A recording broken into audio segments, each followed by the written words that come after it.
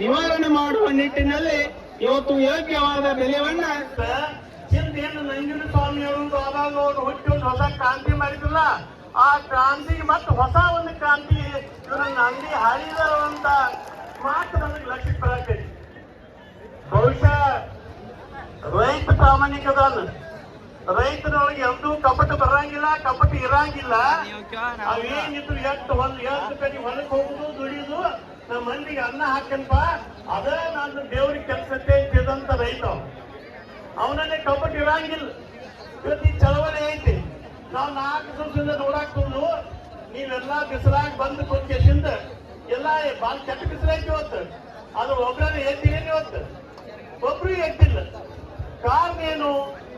ರೈತರೊಳಗ ಪ್ರಾಮಾಣಿಕತೆ ಐತಿ, ಹೋರಾಟದ ಮನಸ್ಥಿತಿ ಐತಿ, ಎಲ್ಲಕ್ಕಿಂತಲೂ ಬಹಳ ಪ್ರಾಮಾಣಿಕವಾದಂತ ಗಟ್ಟಿ ಮನಸ್ಸು ಐತಿ. ಅದಕ್ಕೆ ಬಹುಶಃ ಹೊರನಾಡ ಕಚ್ಚಿ ನೀವು ಸೋಲ್ಕೊಂಡಿರ್ತೀವಿ.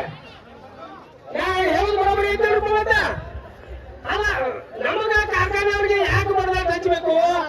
ಸರ್ಕಾರದವ್ರು ಕಾನೂನು ಮಾಡ್ಬೇಕಲ್ಲ.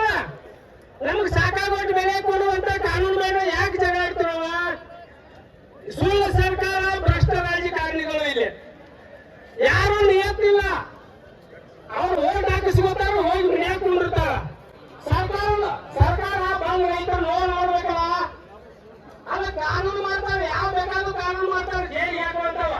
ಈ ಕಾನೂನು ಯಾಕೆ ಮಾಡುವುದು? ಟ್ಯಾಕ್ಟರ್ ಸರಿಯಾದ ಮೇಲೆ ಕೊಡೋದ್ರ ಅವ್ರು ಜೈಲಿಗೆ ಹಾಕುವಂತವ ಮಾಡಬೇಕಲ್ಲ ಕಾನೂನು. ಅವ್ರ ಇದು ಯಾರಿಗೂ ಸಾಧ್ಯ ಆಗಲಿಲ್ಲ. ಸರ್ಕಾರ ನೇರವಾಗಿ ಕಾನೂನು ಕಾಯ್ದೆಗಳು ಮಾಡಿದ್ರೆ ಮಾತ್ರ ಆಗತ್ತೆ. ನಾವು ಟ್ಯಾಕ್ಟರ್ನವ್ರಿಗೆ ಜಗಳ ಹಚ್ಚಿ ಮೋಸ ನೋಡ್ತಾರೆ ಇವ್ರು ಸರ್ಕಾರದವ್ರ. ನಿಮಗ ಮನುಷ್ಯತ್ವ ಇದ್ರ ನಮಗ ಸಾಕಾಗುವಷ್ಟು ಬೆಲೆ ಕೊಡುವಂತ ಕಾನೂನು ಮಾಡಬೇಕು. ಒಂದು ವೇಳೆ ರೈತರ ತಮ್ಮ ಜೀವನ ನಡೆಸುವುದನ್ನು ಮಾಡಿದ್ರೆ ನಿಮ್ ಗತಿ ಏನಾಗತ್ತೆ ಅನ್ನೋದು ವಿಚಾರ ಮಾಡ್ರಿ. ನೀವ್ ಹೇಳ್ತೀರಪ್ಪ, ನಾವು ಫ್ಯಾಕ್ಟ್ರಿ ಅದಾವು, ನಾವು ಇಂಜಿನಿಯರ್ ಅದೀವು, ನಾವು ಗುಳಿಗೆ ತಯಾರು ಮಾಡ್ತೀವಿ. ಯಾರಿಂದ ಮಾಡ್ತೀರಿ ನೀವು? ರೈತರ ವಸ್ತುವಿನಿಂದ ಮಾತ್ರ ಸಾಧ್ಯ. ನಾವು ಬದುಕಾಕ ಸಾಧ್ಯ ಐತಿ, ನೀವು ಬದುಕುವುದಿಲ್ಲ. ಅದನ್ನು ಮಾತ್ರ ಎಚ್ಚರವಾಗಿ ತಿಳ್ಕೊಂಡು ನಡ್ರಿ ಸರ್ಕಾರದವ್ರ.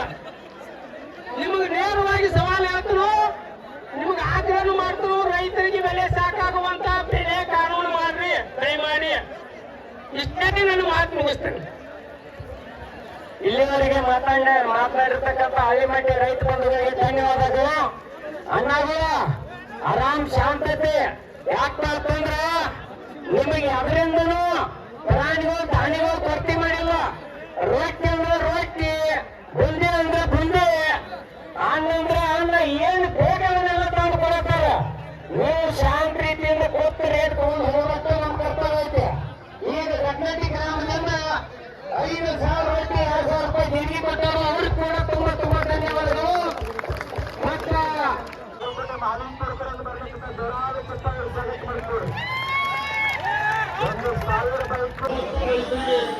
ಯೋಗ್ಯವಾದ ಬೆಲೆಯನ್ನು ಕೊಟ್ಟ ನಾವು ಫ್ಯಾಕ್ಟರಿ ಚಾಲೂ ಮಾಡ್ತೀವಿ ಅನ್ನುವಂಥದ್ದು ಯಾವುದೇ ಸಕ್ಕರೆ ಕಾರ್ಖಾನೆಗಳಿಂದ ಅಥವಾ ಯಾವುದೇ ಸರ್ಕಾರಗಳಿಂದ ಪೂರ್ವಭಾವಿಯಾಗಿ ಆದೇಶ ಯಾವಾಗೂ ಆಗಿಲ್ಲ. ಯಾವಾಗಾದರೂ ಸಹಿತ ರೈತ ಬಹಳಷ್ಟು ತೊಂದರೆಯಲ್ಲಿದ್ದಾಗ, ಸೂಕ್ತವಾದ ಬೆಲೆ ಸಿಗದೇ ಇದ್ದಾಗ ಮತ್ತೆ ಬೀದಿಗೆ ಇಳಿದು ಹೋರಾಟ ಮಾಡಬೇಕಾದಂತ ಅನಿವಾರ್ಯ ಪರಿಸ್ಥಿತಿ ನಮ್ಮ ರೈತರಿಗೆ ಬಂದದ್ದು ನೋಡಿದ್ರೆ ಇವತ್ತಿನ 1900